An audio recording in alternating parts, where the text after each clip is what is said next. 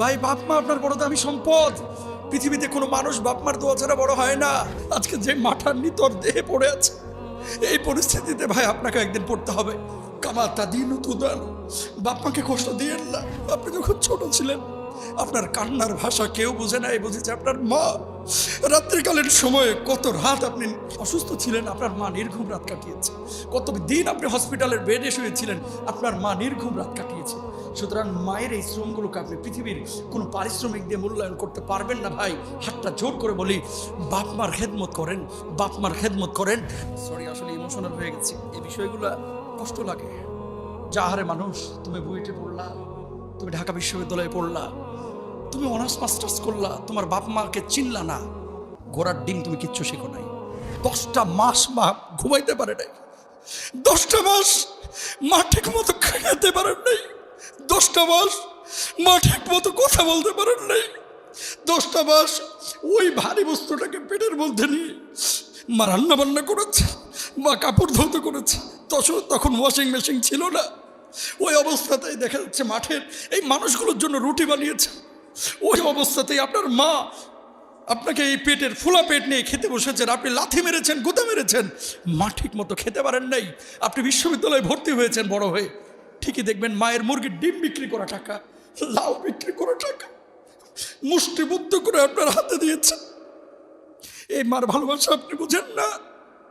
এই জালেমগুলো যাদের মা এভাবে মারা গেল, আল্লাহ ওদেরকে হেদায়েত দান করুক। ভাই বাপ মা আপনার বড় দামি সম্পদ। পৃথিবীতে কোনো মানুষ বাপ মার দোয়া ছাড়া বড় হয় না। মানুষ বড় হয় না বাপ মার দোয়া ছাড়া। আজকে গলায় ঝাড়ি মেরে কথা বলেন, আজকে যে মাঠার নিতর দেহে পড়ে আছে, এই পরিস্থিতিতে ভাই আপনাকে একদিন পড়তে হবে। কামাতা দিন তুদান, বাপ মাকে কষ্ট দিয়েন না। আপনি জানেন না আপনার অবর্তমানে আপনি যখন ছোট ছিলেন আপনার কান্নার ভাষা কেউ বুঝে নাই, বুঝেছে আপনার মা। রাত্রিকালীন সময়ে কত রাত আপনি অসুস্থ ছিলেন, আপনার মা নির্ঘুম রাত কাটিয়েছে। কত দিন আপনি হসপিটালের বেডে শুয়েছিলেন, আপনার মা নির্ঘুম রাত কাটিয়েছে। সুতরাং মায়ের এই শ্রমগুলোকে আপনি পৃথিবীর কোনো পারিশ্রমিক দিয়ে মূল্যায়ন করতে পারবেন না ভাই। হাতটা জোর করে বলি, বাপ মার খেদমত করেন, বাপ মার খেদমত করেন। নামাজ পড়া যেমন ফরজ আল্লাহ করে দিয়েছেন, বাপ মার খেদমত করোকে আবার আল্লাহ রাব্বুল আলামিন তেমনই ফরজ করে দিয়েছেন। মাকে কষ্ট দিয়েন না। এই পৃথিবীর বুকে কোনো মানুষ বাপ মার দোয়া ছাড়া বড় হতে পারে না। এই যে ইমাম সাহেবকে দেখছেন নামাজ পড়াচ্ছে, ও মায়ের দোয়ার কারণে এমনটা হয়েছে। এই মুয়াজ্জিনকে দেখছেন আজান দিচ্ছে, মায়ের দোয়ার কারণে হয়েছে। এই রাহমানি সাহেবদেরকে দেখতেছেন এত বড় বড় জায়গায় কথা বলতেছে, এলেম নাই কালাম নাই, এটা কিন্তু বাপ মার দোয়ার কারণেই হয়েছে। আমি দেখেছি আমার মা যখন মাদ্রাসায় নিয়ে যাচ্ছ, জীবনের প্রথম দিন স্কুল থেকে নিয়ে এসে আমার বড় মামা রাস্তায় ধরেছিল, আল্লাহ বুঝদান করো, কোথায় নিয়ে যাচ্ছে? কয় মাদ্রাসায় ভর্তি করবো, ছেলেকে আলেম বানাবো।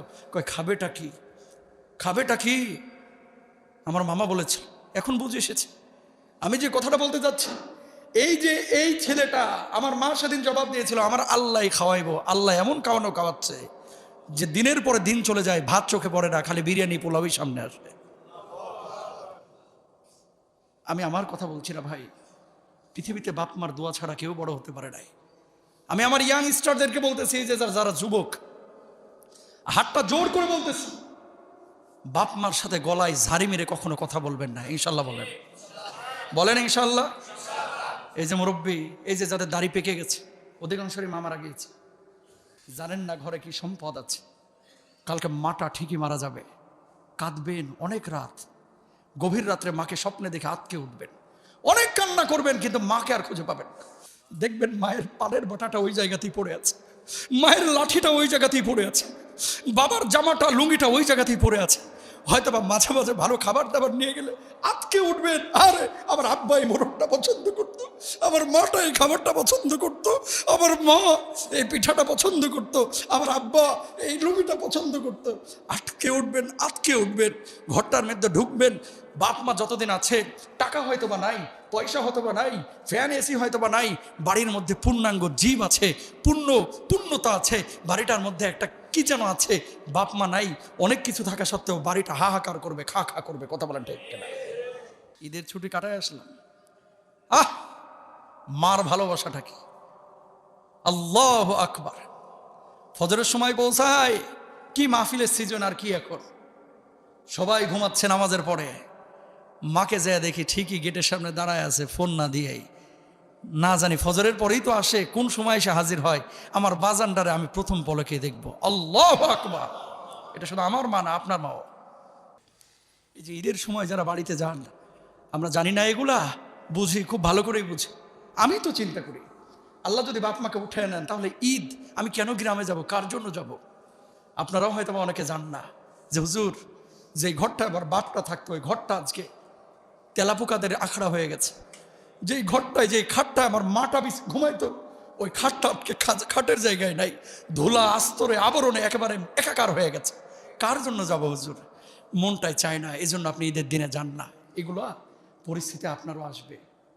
হাতটা জোর করে বলতেছি, বাপ মা বড় দামি সম্পদ। এই বাপ মা আপনাকে ধনী বানায় দিতে পারে, এই বাপ মা আপনাকে সুস্থ করে দিতে পারে।